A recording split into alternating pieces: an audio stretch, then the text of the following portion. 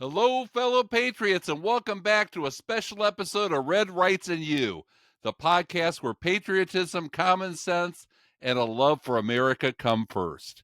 Today is a day of celebration, and I want to start out by thanking you all. You did this. You challenged defamatory remarks and defended your party and virtues on social media and elsewhere. Those of you who could vote early did so.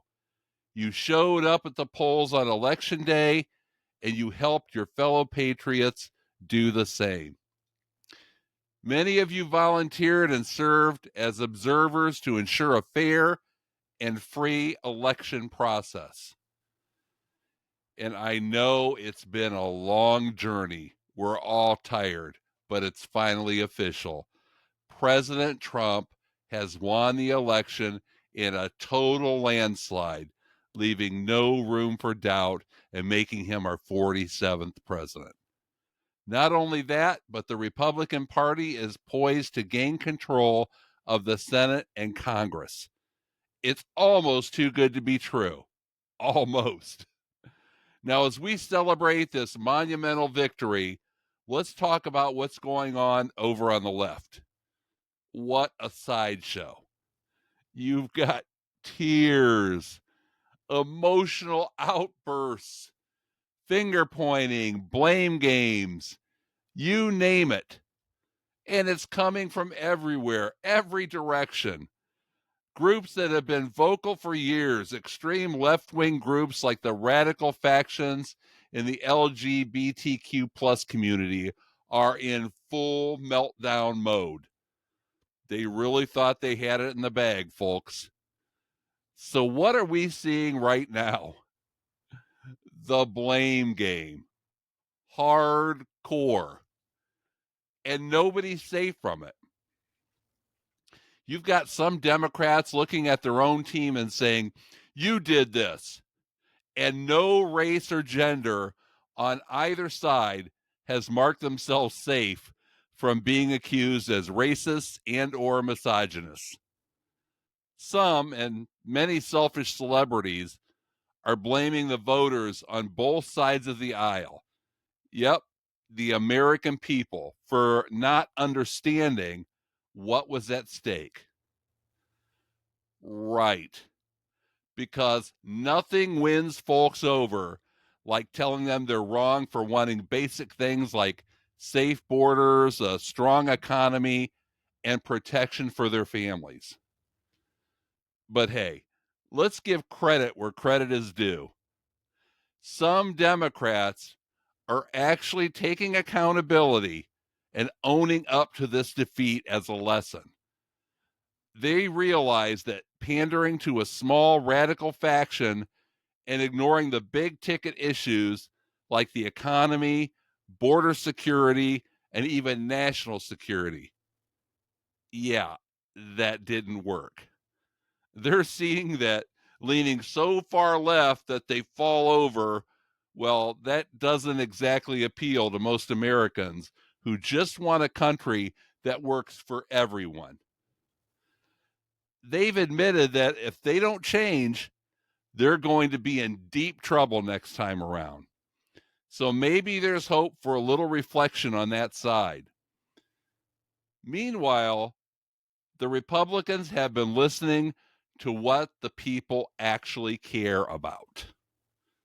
They've dialed in on what affects every single American: security, safety, economic stability, to name a few, common sense policies, things that everybody can get behind.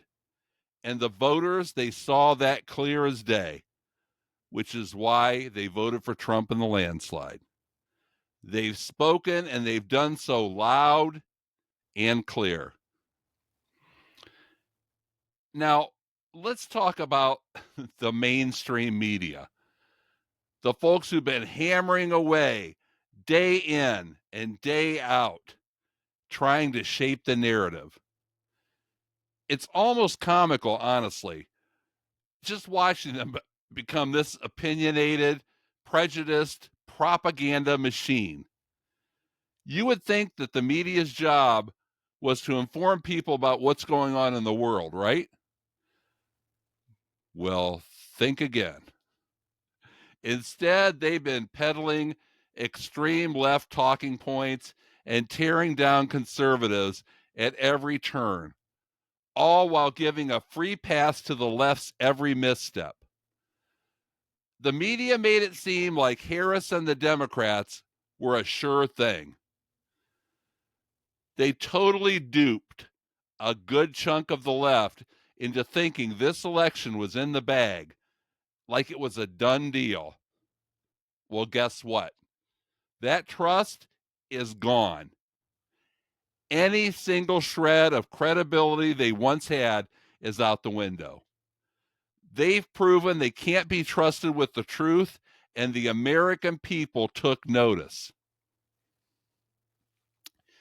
Now, let's not forget the celebrity factor in all this. They rolled out every high-profile celebrity and influencer to endorse, perform, and basically do everything short of begging for votes. And it turns out Americans don't want policies from Hollywood.